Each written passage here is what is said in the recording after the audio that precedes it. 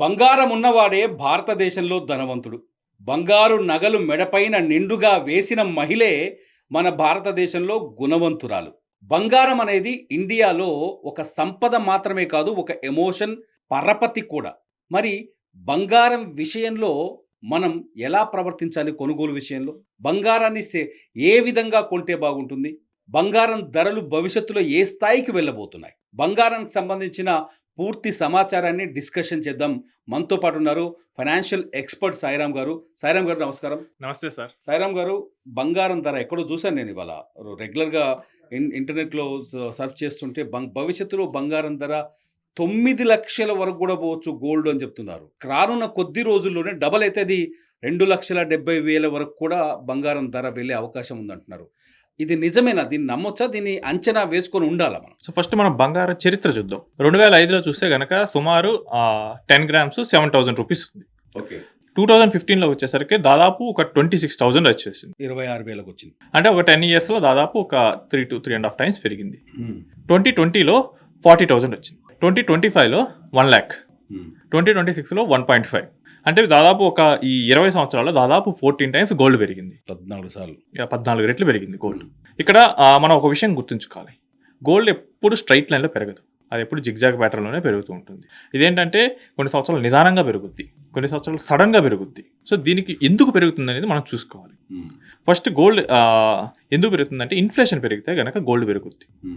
ఎందుకంటే గోల్డ్ ఎప్పుడు ఇన్ఫ్లేషన్కి హెడ్జింగ్గా వాడతారు. మనకి ఇక్కడ ఇన్ఫ్లేషన్ పెరిగే కొద్దీ గోల్డ్ రేట్ కూడా పెరుగుద్ది. గడిచిన 5-6 ఏళ్ళు చూసుకుంటే మనకి ఇండియాలో ఇన్ఫ్లేషన్ పెరుగుతుంది. సో దానికి ఆటోమేటిక్గా గోల్డ్ వాల్యూ కూడా పెరుగుతుంది. అండ్ రెండోటి వచ్చేసరికి జియో పొలిటికల్ టెన్షన్స్ ఉన్నాయి. సో మనకి ప్రపంచంలో చూస్తే యుద్ధాలు నడుస్తున్నాయి. ఈ యుద్ధాల సమయంలో ఏంటంటే మనకి సేఫ్ అసెట్స్ వైపు ఇన్వెస్టర్స్ వెళ్ళిపోతారు. ఓకే. 2 ఉన్నాయి సేఫ్ అసెట్స్, ఒకటి డాలర్, 2 గోల్డ్. ఇంకా చెప్పాలంటే గోల్డే. గోల్డ్ ఏంటంటే ఏ కంట్రీలో అయినా మనం మార్చుకోవచ్చు, ఎక్కడైనా మార్చుకోవచ్చు. డాలర్కి వచ్చేసరికి రేపు పొద్దున అమెరికా డాలర్ని రద్దు చేస్తే మన పరిస్థితి వేస్ట్ అయిపోతుంది. ప్రపంచం డాలర్ నుంచి వేరే కంట్రీస్కి వెళ్తే మనకు ప్రాబ్లం రావచ్చు, నష్టం వస్తుంది. But gold is same. ఇండియాలోనే అదే గోల్డ్, యూఎస్లోనే అదే గోల్డ్. సో దీనివల్ల ఏమవుతుందంటే ఇరాన్ వార్ వల్ల చాలా మంది ఇన్వెస్టర్స్ గోల్డ్లోకి వెళ్ళారు. అండ్ సెంట్రల్ బ్యాంక్స్ గోల్డ్ కొంట మొదలెట్టాయి. సెంట్రల్ బ్యాంక్స్ ఏంటంటే వాళ్ళ విదేశీ మారక ద్రవ్య నిల్వల్లో భాగంగా గోల్డ్ నిల్వలు విపరీతంగా పెంచుకున్నారు. మన ఆర్బీఐ కాదని చాలా సెంట్రల్ బ్యాంక్స్ గోల్డ్ కొన్నారు. చైనా కొనింది, అమెరికా కూడా కొంటుంది, ఇండియన్ రిజర్వ్ బ్యాంక్ కూడా తీసుకున్నారు. సో దీనివల్ల ఏమవుతుందంటే గోల్డ్కి డిమాండ్ పెరిగింది. Geo political tensions, next central banks buying and ప్రపంచవ్యాప్తంగా ఉన్న ఇన్ఫ్లేషన్స్, వీటన్నీ కలిసి గోల్డ్ వాల్యూని విపరీతంగా పెంచాయి. ఇంకోటి ఏంటంటే డాలర్ రేట్ పెరగడం. సో దీనివల్ల గోల్డ్ మనకు చూస్తున్నాను కానీ 1,00,000 నుంచి 1,50,000 పెరిగిపోయింది. బట్ ఇక్కడ మనం చూసుకుంటే కనుక ఫ్యూచర్లో పెరుగుద్దా లేదా? మనం గత కొంతకాలంగా చూస్తుంటే కనుక గోల్డ్లో మనకి ఒక చిన్న షార్ట్ ఫాల్ అనేది వచ్చింది. ఇక్కడ ఏమైందంటే ఇన్వెస్టర్స్ ప్రాఫిట్ బుకింగ్ చేశారు. సో ఇన్వెస్టర్లు ఏంటంటే వాళ్ళకి డాలర్లో కానీ గోల్డ్లో కానీ ఇన్వెస్ట్ చేస్తుంటారు. ఎప్పుడైతే గోల్డ్ బాగా పెరిగింది అనిపించారో ఇన్వెస్టర్లు ఏం చేశారంటే గోల్డ్ని అమ్మేసి వాళ్ళ ప్రాఫిట్స్ వెనక్కి తెచ్చుకున్నారు. దీన్ని వేరే దగ్గర పెట్టుకుందాం అనేది. సో దానివల్ల మనకి ఈ ఇయర్ నుంచి స్టార్టింగ్ నుంచి ఇక్కడ కొంచెం డౌన్ఫాల్ అయితే వచ్చేసింది. బట్ ఇది ఎంత ఎక్కువ కాలం అయితే ఉండదండి. మనం లాంగ్ టర్మ్ కనుక చూసుకుంటే కనుక గోల్డ్ ఖచ్చితంగా డిమాండ్ ఉంటుంది. అంటే ఇంటర్నేషనల్ ట్రేడ్ ఖచ్చితంగా ఈ రెండింటిలోనే జరగాలి, డాలర్, గోల్డ్. సో గోల్డ్ ఖచ్చితంగా డిమాండ్ ఉంటుంది. కాకపోతే ఇప్పుడు ఎక్కువ పెరిగింది కాబట్టి ఇక్కడ నుంచి అంత ఎక్కువగా పెరగదు. ఓకే.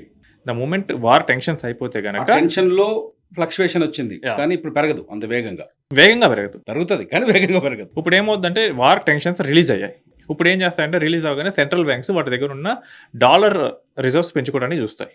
అప్పుడు ఏం చేయాలి? గోల్డ్ అమ్మాలి. సో వార్ టెన్షన్ ఉన్నప్పుడు కొన్న గోల్డ్ అమ్మాలి. ఇప్పుడు అప్పుడు ఏమవుతుందంటే మార్కెట్లోకి గోల్డ్ ఎక్కువ వస్తుంది. సో మనకి సప్లై ఎక్కువ ఉండటం వల్ల ఆ ప్రైస్ అనేది మనకి కంట్రోల్లోకి వస్తుంది. రిజర్వ్ బ్యాంక్ ఇవాళ గోల్డ్ అమ్మిందనే చర్చ కూడా ఉంది, ఇవాళ బ్లూంబర్గ్ చెప్పింది. సో ఇదేంటంటే మనకి రిజర్వ్ బ్యాంక్ టాక్టికల్గా కాల్ తీసుకుంటుంది. తప్పదు వాళ్ళకి. ఒకవేళ రూపాయి విలువ ఎక్కువగా ఫ్లక్చుయేట్ అవుతుంది, then RBI has to interfere, లేదా డాలర్స్ ద్వారా అయినా కానీ గోల్డ్ ద్వారా కానీ. అండ్ ఇంకొకటి ఏంటంటే మనకి ఈ గోల్డ్ అనేది మనం ఆ హౌస్ హోల్డ్స్ ఎలా కొంటున్నారు, ఆ కన్సంప్షన్ ట్రెండ్స్ చూడాలి. ఇప్పుడు వచ్చే జంజీ వాళ్ళు ఏంటంటే ఎక్కువగా గోల్డ్ మీద ఇంట్రెస్ట్ చూపించట్లేదండి. సో వీళ్ళు ఏంటంటే ఒకప్పటిలాగా మొత్తం ఆర్నమెంట్స్ మొత్తం వేసుకోవాలి ఆలోచన లేదు. మహేష్ బాబు మల్లెపూల థియరీ అది. ఓకే. సో మనకేంటంటే కరెంట్లీ లోకల్ కన్సంప్షన్ కూడా తగ్గే ట్రెండ్ అయితే కనిపిస్తుంది. ఓకే. సో ఇన్వెస్ట్మెంట్ కింద కొన్నా కానీ దాన్ని కన్సంప్షన్ అయితే చేయట్లేదు, అంటే వాడుకోవట్లేదు. అండ్ రీసైకిల్ గోల్డ్ అనేది మళ్ళీ రివర్స్లో వస్తుంది. సో నా దగ్గర ఉన్న గోల్డ్ నేను తీసుకెళ్ళి ఇప్పుడు దాన్ని మార్చుకుంటున్నాను. సరే, అంటే ఈ మధ్యకాలంలో భారత ప్రభుత్వం ఒక స్కీమ్ని తీసుకొస్తున్నట్టు గోల్డ్ మానిటైజేషన్. అంటే ఏంటి సార్? అసలు బంగారంలో పెట్టుబడి పెట్టమనా, లేకపోతే బంగారం ద్వారా ఆదాయాన్ని ఆర్జించమనా? సార్ గోల్డ్ మానిటైజేషన్ అంటే సింపుల్గా మనం మన గోల్డ్ని తీసుకెళ్ళి మనం బ్యాంక్లో ఇస్తాం, వాళ్ళు దాని మీద మనకి ఇంట్రెస్ట్ పే చేస్తుంటారు.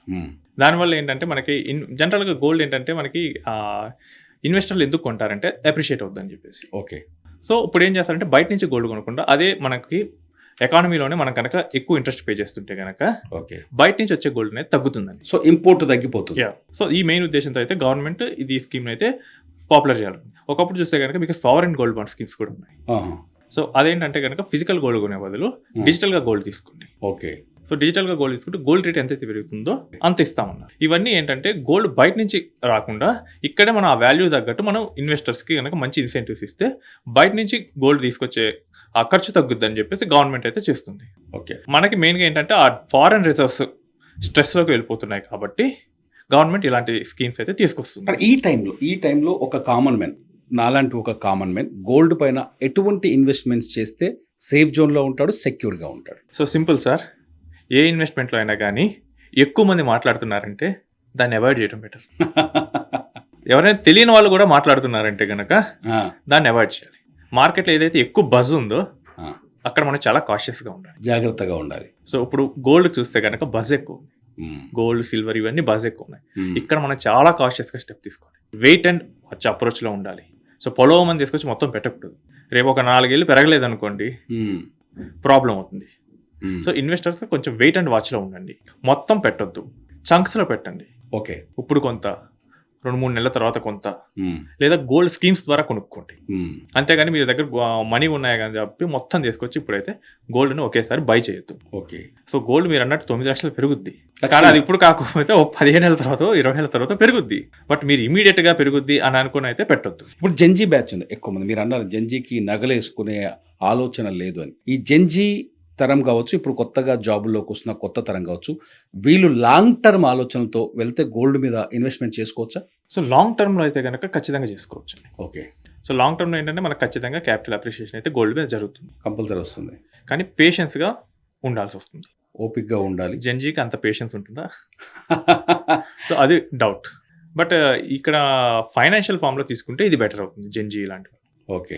గోల్డ్ ఇప్పుడు ఈ రోజుల్లో మనకి ఈటీఎఫ్స్ రూపంలో ఉంది, అవును, డిజిటల్ గోల్డ్ రూపంలో ఉంది. సో ఏదైనా కానీ మనకి ఈవెన్ కొన్ని పేటిఎం, అమెజాన్ లాంటి అదే ప్రశ్న. ఇప్పుడు ఫోన్ పేలో గోల్డ్ కొనమని అడుగుతున్నారు, ఇన్వెస్ట్ చేయండి అంటున్నారు. పేటిఎంలో ఇన్వెస్ట్ చేయండి అంటున్నారు. మీరు అన్నట్టు అమెజాన్లో ఈ ఏదైతే మొబైల్ యాప్స్లో కూడా ఇన్వెస్ట్ చేయమని అడుగుతున్నారు. సేఫ్ అయినా సరే చేస్తే బాగుంటుంది సార్. మనకి గోల్డ్ రెగ్యులేషన్లో చూసుకుంటే గోల్డ్ ఈటీఎఫ్స్లో మాత్రమే safe.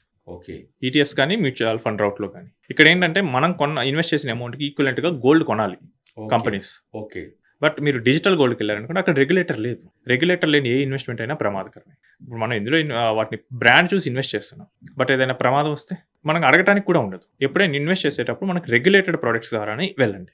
Okay. So easiest way gold ETF. Gold ఈటీఎఫ్లో మీరు ఎంత అయితే ఇన్వెస్ట్ చేస్తారో అంతకు తగ్గట్టుగా వాళ్ళు ఫిజికల్ గోల్డ్ కొంటారు. ఓకే. సో గోల్డ్ ఈటీఎఫ్స్ వారికి హైయెస్ట్ ప్రయారిటీ ఇవ్వండి. డిజిటల్ గోల్డ్కి వచ్చే ప్రాబ్లం ఏంటంటే మీరు కొనేటప్పుడు జిఎస్టీ కడతారు, సెల్ చేసేటప్పుడు ఒక 5% మార్జిన్ తీసుకుంటాడు. గోల్డ్ ఒక 10% అప్రిషియేట్ అయింది అనుకోండి, మీకు వచ్చేది 1 or 2% ఉంటుంది. అదే గోల్డ్ ఈటీఎఫ్లో అయితే మొత్తం గెయిన్ మనకి ట్రాన్స్లేట్ అవుతుంది. So better go for gold ETFs. నిజంగా 2-3 ఏళ్లలో, ఒక 4 ఏళ్లలో 2.7కి వెళ్ళే అవకాశం ఉందా? గోల్డ్ 2,70,000 ధర వరకు వెళ్ళే ఛాన్సెస్ ఉన్నాయి, చాలా మంది ఎక్స్పెక్ట్ చేస్తారు. సో మోస్ట్లీ వెళ్ళొచ్చు సార్, వెళ్ళొచ్చు. ఎందుకంటే నా opinion, take sir my personal opinion, dollar వెనక్కి వచ్చే సూచనలు నాకు కనపడట్లేదు. ఓకే. అండ్ మనం ఏంటంటే మనకి central bank buying mind set ఉంది. ఓకే. సో వీటి వల్ల అయితే కనుక 1.8 నుంచి 2.7 అది పెద్ద కష్టమేం కాదు కనిపిస్తుంది. అండ్ మీరు 4 years టైం ఇచ్చారు. అవును. గోల్డ్ యావరేజ్ 19% పెరుగుతుంది. So there is high chance 4-5 yearsలో gold will reach that price. కానీ పెరుగుతుందని మాత్రం అడ్డగోలుగా పెట్టుబడి పెట్టద్దు, చంక్స్ మాదిరిగా పెట్టాలి. చంక్స్ మాదిరిగా పెట్టాలి. అడ్డగోలుగా పెడితే కనుక మీరు అక్కడ లాక్ అవుతారు. లాక్ అయిపోతాం, మొత్తం మన క్యాష్ ఫ్లో అంతా వెళ్ళిపోతుంది. సో ఇరుక్కుపోతుంది. అన్ని ఇన్వెస్ట్మెంట్లో సమాంతరమైన ఆలోచన, సమోపాంతర ప్రయోజన సిద్ధాంతం అంటారు ఎకనామిక్స్లో. సమాంతరంగా పెట్టుకుంటూ వెళ్ళాలి. అన్ని ఇన్వెస్ట్మెంట్స్లో మనకి కొంచెం లెగ్ ఉండాలి, సో దట్ మనకి బ్యాలెన్స్డ్ అప్రోచ్ అనేది వస్తూ ఉంటుంది. Thank you so much sir, చాలా మంచి విషయాలు చెప్పారు గోల్డ్కి సంబంధించి.